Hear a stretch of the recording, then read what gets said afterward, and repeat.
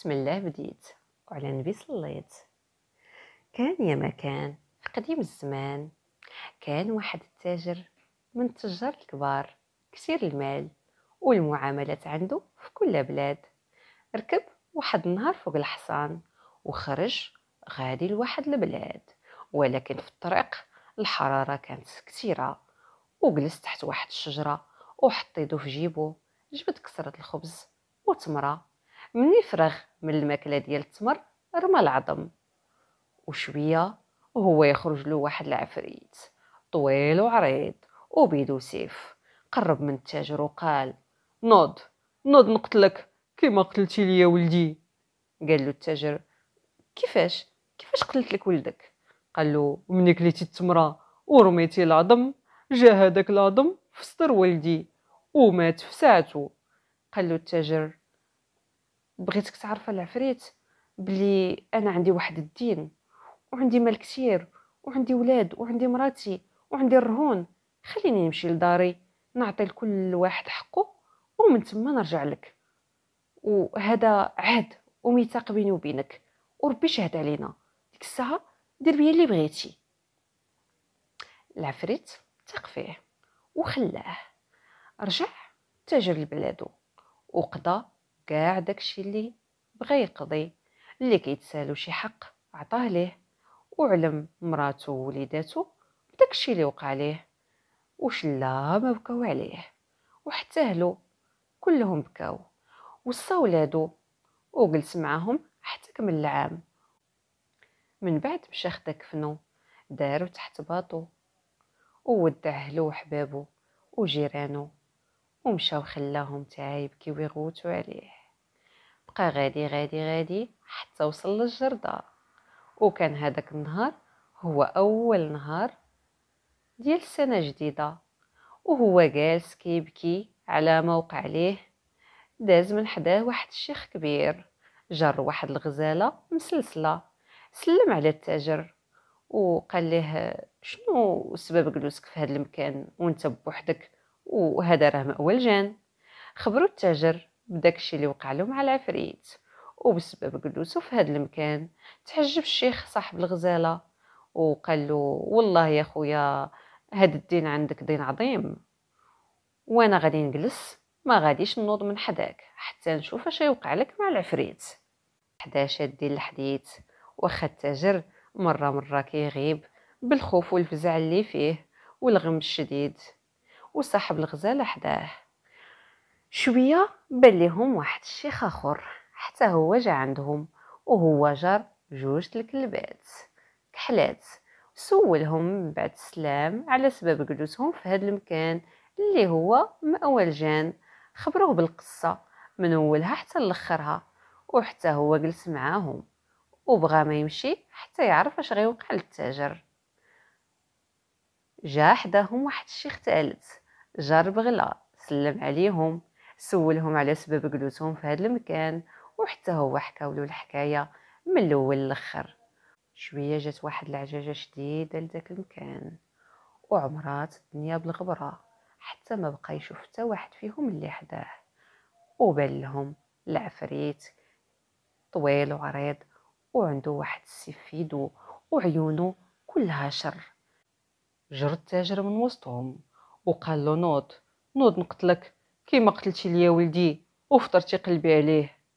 التاجر بالخلعه بقى يبكي، والشيوخ اللي معاه حتى هما تيبكيو.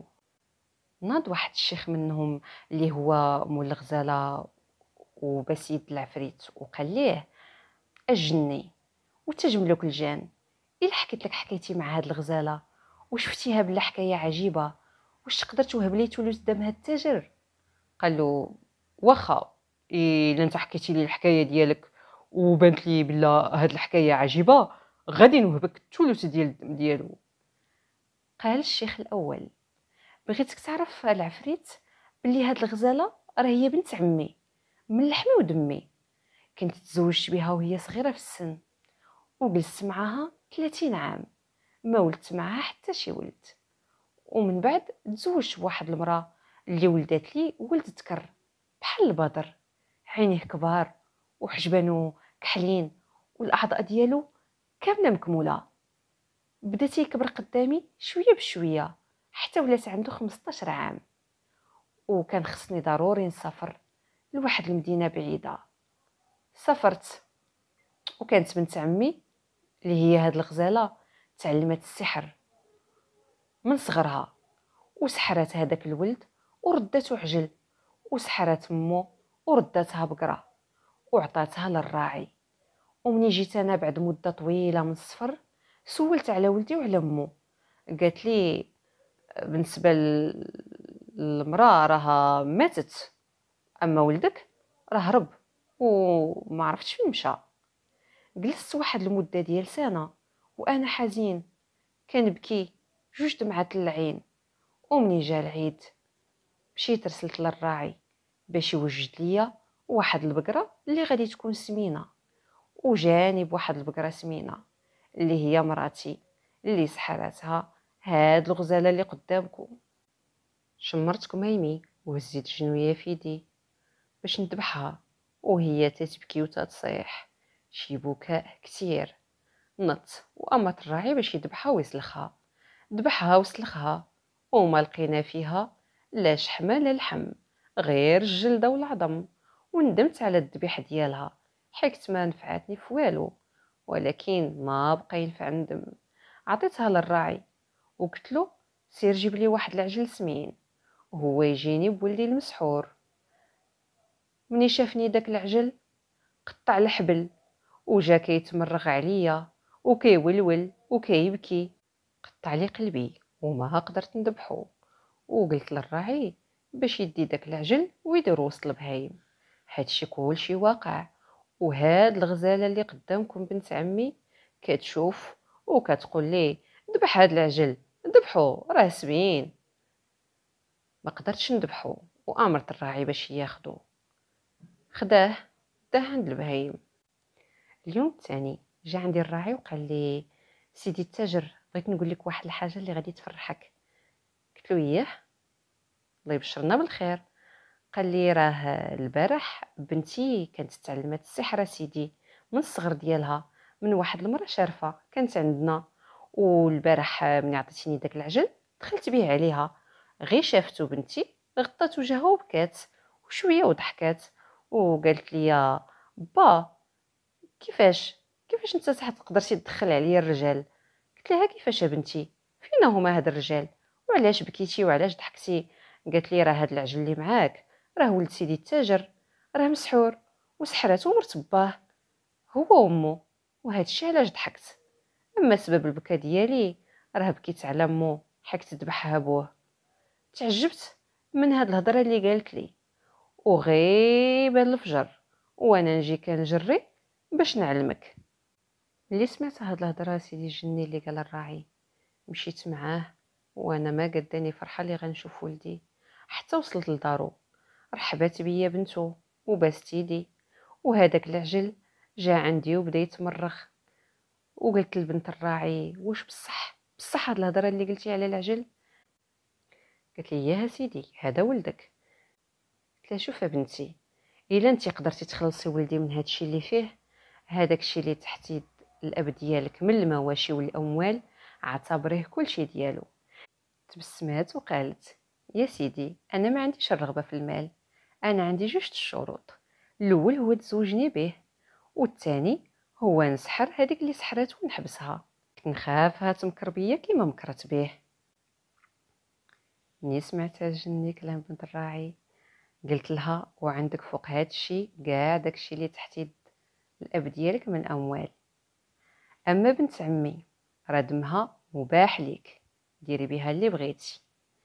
ملي سمعت كلامي خدات واحد الطاسه عمراتها بالماء وبدات تعزم عليها، رشات بها العجل وقاتلو الا ربي خلقك عجل بقى عجل وما تغيرش، وإلا خلقك في شي صفه اخرى رجع ليها باذن الله. وفي الحين رجع انسان. ولدي حدايا وقلت له حكي لي يا ولدي، حكي لي كاع داكشي اللي دارت لكم بنت عمي لا انت لا امك. وحكى لي داكشي كامل اللي وقع من الاول حتى الاخر. قلت لي الحمد لله الحمد لله ولدي اللي يسر لك بطريقك اللي خلصك منها. ومشيت وزوجته بنت الراعي، وهاد بنت الراعي سحرات بنت عمي هادي الغزاله. وجيت لهنا وشفت هاد الجماعه، سولتهم على حالهم وخبروني بهاد الشيء اللي وقع للتاجر، وجلست كنساين نشوف شنو غيوقع ليه. هذا هو حديثي. قال له الجني: هاد الحديث عندك حديث عجيب، وانا وهبت لك الثلث ديال الدم ديالو. هنا ناض الشيخ الثاني تقدم لعند الجني وقال له: بغيتك تعرف اسيدي مالك ملوك الجن بلا هادو جوج كلبات اللي معايا راهم خوتي، وانا هو الثالث ديالهم. وهنا بدا يسرد له الحكايه ديالو مع خوتو وكيفاش تحولوا من بشر لكلاب، اللي هي حكايه كذلك ممتعه وغادي نتعرفوا عليها في الجزء الثاني. ما تنسوش تشوفوا الجزء الثاني من القصه باش نشوفوا هاد الحكايات واش غادي تكون عجيبه، واش العفريت غيقدر يعفي على التاجر من بعد ما يسمع هاد القصص او لا.